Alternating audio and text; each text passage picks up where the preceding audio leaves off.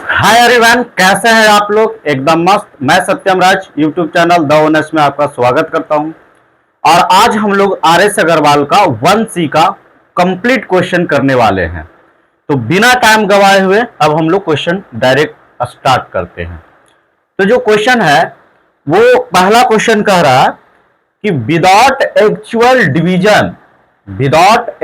Division जैसे so that, मतलब हम लोग किसी भी चीज को मतलब डिवाइड देके चेक करते हैं, लेकिन इसमें डिवाइड देने की बात नहीं कर रहा है। Without actual division so that each of the flowing rational number each terminating decimal express each in decimal form. इसका मतलब कि एक बात आप समझिए कि रेशनल नंबर की बात कर रहा है, और रेशनल नंबर का जो स्टैंडर्ड फॉर्मेट होता है p बाई में q, और यहां पे p एंड q जो बिलोंग्स करना चाहिए वो इंटीजर करना चाहिए, और q is not equal to 0। इसी को हम लोग रेशनल नंबर कहते हैं। लेकिन कह रहा है टर्मिनेटिंग, तो टर्मिनेटिंग मतलब कि डिवाइड देने के बाद में वो एक, जैसे आपको एक बात बताऊं, जैसे 4 को 10 से डिवाइड दिए तो ये 4 2 जा 8 और ये हो गया 2 0.5, यानी ये क्या हो गया, इंड हो गया। तो उसको हम लोग टर्मिनेटिंग बोलते हैं। क्या किया, टर्मिनेट कर गया। तो यही चीज चेक करना है कि इसको टर्मिनेटिंग डेसिमल है, मतलब पहले शो करना है कि यह टर्मिनेटिंग डेसिमल है। इसके लिए एक बात और करना चाहिए कि यहां पे जो हम लोग p बाई क्यू के फॉर्मेट में लिख रहे हैं, ये जो है वो इक्वल होना चाहिए 2 पे पावर n और इंटू में 5 पे पावर n। अगर जो देखिए q सिर्फ ये नहीं, q को अगर जो हम लोग फैक्टर के फॉर्म में करें और वो फैक्टर इस फॉर्मेट में आए 2 पे पावर n 5 पे पावर n, तो हम लोग कहेंगे कि ये जो है, ये जो गिवन है मतलब रेशनल नंबर वो टर्मिनेटिंग है। ठीक, आप यहां तक के बात समझ में आ गया, टर्मिनेटिंग किसको कहते हैं और रेशनल नंबर किसको कहते हैं। और इस क्वेश्चन में करना क्या है, इस क्वेश्चन में यही करना है कि ये आपको रेशनल नंबर गिवन है, हाँ रेशनल नंबर गिवन है, और इसको बिना डिवाइड दिए हुए आपको चेक करके बताना है कि ये टर्मिनेटिंग है। और टर्मिनेटिंग है तो डेसिमल के एक्सपेंशन फॉर्म में, यानी डेसिमल के फॉर्म में आपको लिख देना है। चलिए, अब आपको क्वेश्चन बहुत अच्छा से आशा है कि समझ में आ गया होगा। देखिए, पहला जो क्वेश्चन है वो कह रहा है बच्चों कि 23 डिवाइडेड बाई 2 पे पावर 3 और इंटू में 5 पे पावर 2। तो इसको देखिए, यानी हम लोग p बाई में q, और आपको टर्मिनेटिंग के लिए मैंने अभी बताया कि q जो है वो इक्वल होना चाहिए 2 पे पावर n और इंटू में 5 पे पावर n, यानी पावर क्या रहेगा उससे कोई मतलब नहीं है, लेकिन प्रोडक्ट में 2 और 5 होना चाहिए, तभी हम लोग टर्मिनेटिंग कहेंगे, अन्यथा नहीं कहेंगे। तो यहां पे जब इस क्वेश्चन को देख रहे हैं तो यहां पे q का वैल्यू जो है वो 2 पे पावर 3 और इंटू में 5 पे पावर 2 है, इसीलिए ये जो गिवन है वो क्या है, टर्मिनेटिंग है। पहले तो ये चेक कर लीजिए कि ये टर्मिनेटिंग है, ये टर्मिनेटिंग है। क्यों है, क्योंकि इसका जो q है वो q जो है वो 2 पे पावर और 5 पे पावर के फॉर्मेट में है, इसीलिए इसको हम लोग कह दिए कि ये टर्मिनेटिंग है। अब इसके बाद जो है वो हम लोग को जो चेक करना है उसको आपको करके बताते हैं कि जो डेसिमल एक्सपेंशन के फॉर्म में लिखना है वो देखिए। तो देखिए यहां पे बच्चों जो है वो लिखा हुआ है 23 और डिवाइडेड बाई 2 पे पावर 3 और इंटू में 5 पे पावर 2। तो इसको क्या करना है बच्चों कि इसको दोनों को एक पावर के रूप में लेकर चले आना है, यानी 2 है तो दोनों पर 2 होना चाहिए, 3 है तो दोनों पर 3 होना चाहिए।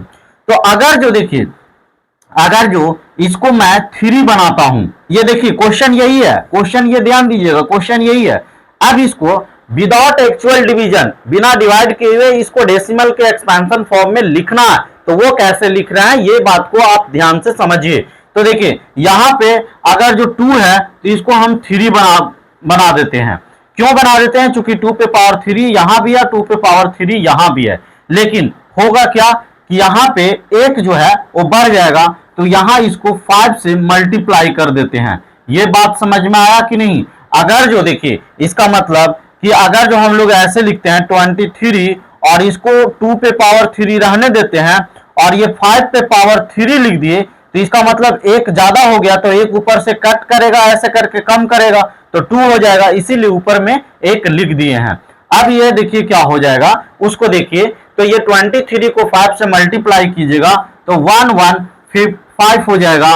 और इसको देखिए दोनों के पावर सेम हो गया, तो आप इसको लिख सकते हैं 2 इंटू में 5 और इस पे पावर लिख सकते हैं 3।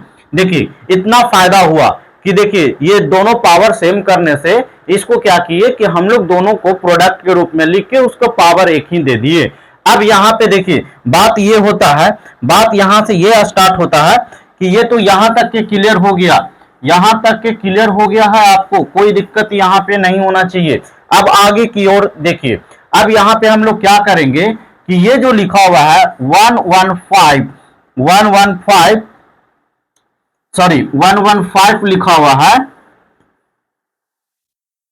हाँ 115 लिखा हुआ है, और इसको हम लोग लिख सकते हैं 10 पे पावर 3, 10 पे पावर 3, ठीक है, क्योंकि ये देखिए 10 हो जाएगा और इस पे पावर 3 हो जाएगा, तो इसका मतलब कि इसको हम लोग लिख सकते हैं 115 और यहाँ पे ये तो कितना जीरो, 3 जीरो लिख सकते हैं।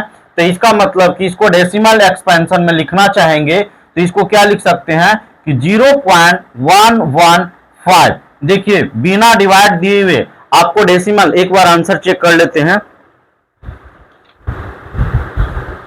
हाँ तो बिना देखिए डिवाइड दिए हुए हम लोग एक्सपेंशन मतलब डेसिमल एक्सपेंशन फॉर्म में इसको हम लोग डेसिमल के फॉर्म में इसको हम लोग एक्सप्रेस कर दिए। उसी तरह से आपको ये क्वेश्चन को करना है, ये भी सेम है, ये भी देखिए यहाँ पे 125 है, यानी कह सकते हैं कि ये 24 अपॉन में और ये 125 है, तो इसको फर्स्ट ऑफ ऑल फैक्टर कर लीजिए, यानी 5 से मल्टीप्लाई कीजिएगा तो ये कितना हो जाएगा 25 और फिर इसको कर दीजिएगा तो इसको लिख सकते हैं कितना 5, ठीक है।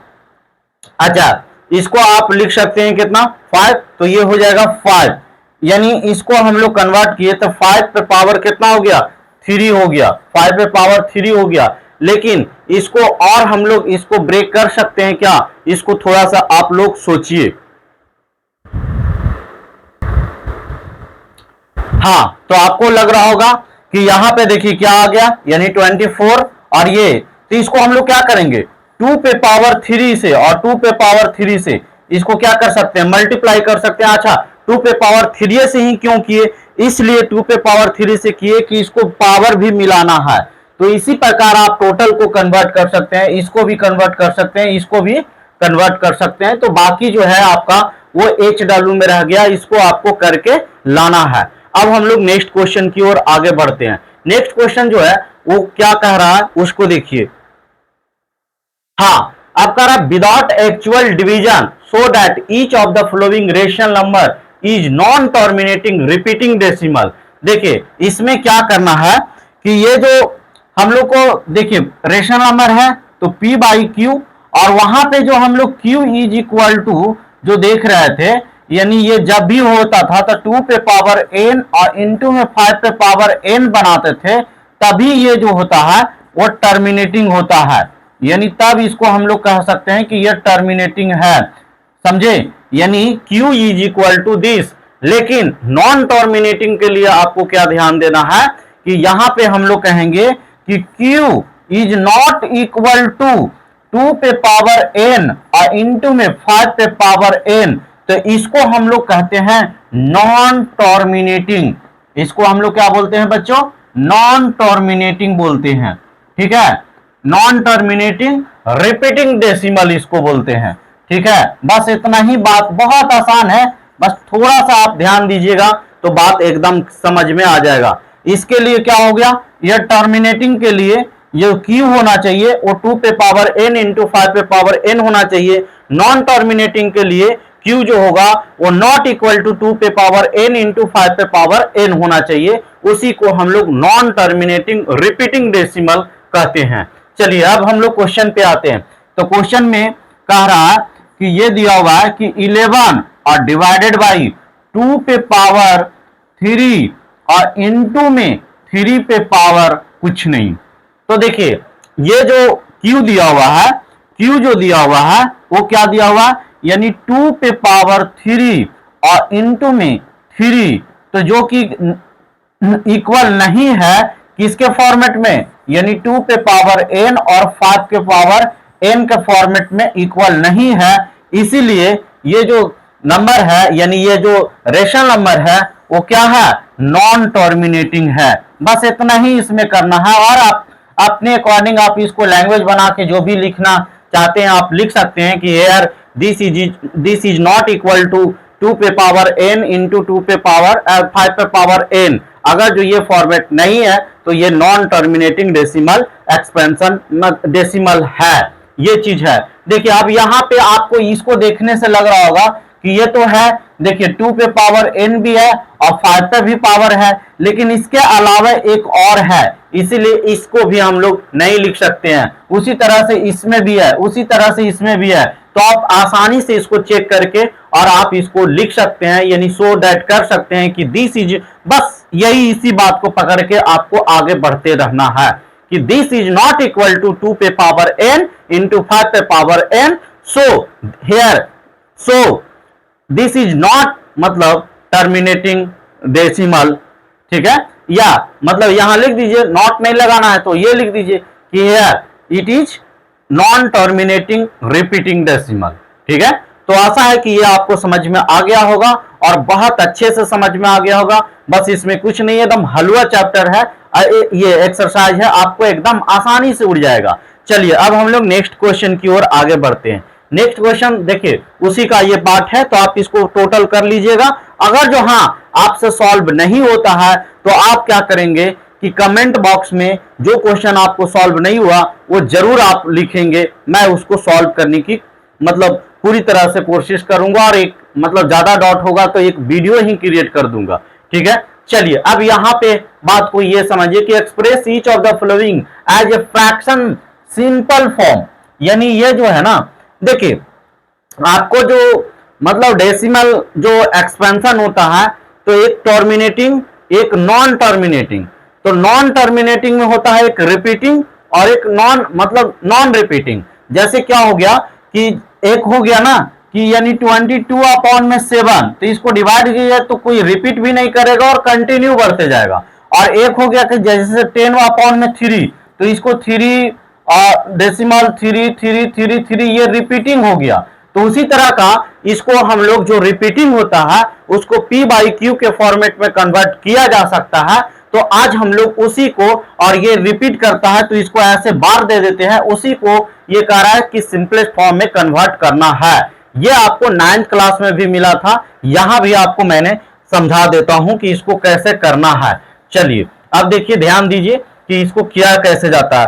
फर्स्ट ऑफ ऑल क्या करना है कि बच्चों कि ये जो दिया हुआ है कि यानी 0.8 और इस पर ये रेकरिंग दिया हुआ है, this is equal to x आपको लेट कर लेना है, ठीक है। दिस इज इक्वल टू क्या करना है, first of all x let करना है, यानी x इज इक्वल टू जो आपका वैल्यू हो गया वो 0.8 और इस पर रेकरिंग हो गया, ठीक है। ये रेकरिंग हो गया, आपको फर्स्ट ऑफ ऑल इसको लेट कर लेना है। अब इसको ले जो किए हैं इसको इक्वेशन 1 कर दीजिए। उसके बाद इसको क्या कीजिए कि दोनों साइड 10 से मल्टीप्लाई कीजिए, बोथ साइड मल्टीप्लाइड बाई 10, इसको आप लिख लीजिएगा। अब इसको 10 से जब मल्टीप्लाई कीजिएगा तो ये हो जाएगा 10x। और इस बात को ध्यान दीजिए, देखिए जैसे मान ले जाए कि 6.46 है, ठीक है, 6.46 है। अब इसको अगर जो जैसे हम लोग 10 से मल्टीप्लाई करते हैं तो क्या होगा, जैसे इसको हटा दो तो इसको हटा देगा तो 2 डेसिमल हो जाएगा, ठीक है, 2 हो जाएगा, तो 2 हो जाएगा, तो इसका मतलब कि 1 से 1 कैंसिल हो गया और ये क्या बचेगा 646। अब इसको डेसिमल में कन्वर्ट करेंगे तो 1 डेसिमल में नहीं, यहाँ इसका मतलब जैसे मल्टीप्लाई करते हैं तो 1 घिसक जाता है, यानी जो डेसिमल यहाँ था यहाँ हो जाएगा। तो उसी तरह से अगर जो यहाँ पे 0.888 है तो इसको 10 से मल्टीप्लाई करेंगे तो ये क्या हो जाएगा 8.8888, ठीक है, तो यहां से हो जाएगा 8.8 और इस पर रेकरिंग, इसको कर लीजिए इक्वेशन सेकेंड। अब क्या करना है कि सेकेंड में से फर्स्ट को सब्ट्रैक्ट कर देना है, यानी सेकेंड में से इसको सब्ट्रैक्ट कर दीजिएगा तो ये जो हो जाएगा ये हो जाएगा 9x और ये देखिए ये क्या हो जाएगा, जैसे देखिए 8.8 रेकरिंग माइनस में 0.8 रेकरिंग सब्ट्रैक्ट हो रहा है, तो देखिए 0.8 रेकरिंग सब्ट्रैक्ट हो रहा है तो ये तो 0 हो जाएगा और ये 8 हो जाएगा। इसका मतलब यहां पे ये कितना हो जाएगा, इसको जब सब्ट्रैक्ट किए तो 8 हो गया और x का वैल्यू कितना हो गया 8/9। तो देखिए ये सिंपलेस्ट, ये जो सिंपलेस्ट फॉर्म में कन्वर्ट करने को कह रहा था उसको हम लोग क्या कर दिए, कन्वर्ट कर दिए। एक बार आंसर इसको मिला लिया जाए तो हाँ आंसर जो है इसका 8/9 है, जो कि हम लोग को करेक्ट आया है। तो बच्चों आपको एकदम बिल्कुल समझ में आ गया होगा। अब देखिए यहाँ एक डेसिमल था, एक मतलब रिपीटिंग डेसिमल के बाद तुरंत रिपीटिंग था तो 10 से मल्टीप्लाई किए, यहां भी इसको क्या करेंगे 100 से मल्टीप्लाई करेंगे, 2 इधर किसका आएंगे, उसी तरह से इसको हम लोग 10 से एक 0 है इसको मल्टीप्लाई करेंगे, उसी तरह से इसको, यानी सारा को इस तरह से हम लोग कन्वर्ट करके चेक कर लेंगे। यदि आपसे नहीं होता है तो आप वही बात फिर से रिपीट करता हूं कि कमेंट बॉक्स में कमेंट कीजिएगा, मैं उसको सॉल्यूशन करने का पूरी तरह से कोशिश करूंगा ताकि आपको 100% समझ में आ जाए। अगर जो आपको ये एक्सरसाइज समझ में आया हो तो वीडियो को लाइक कीजिए, सब्सक्राइब कीजिए और शेयर कीजिए। Thank you.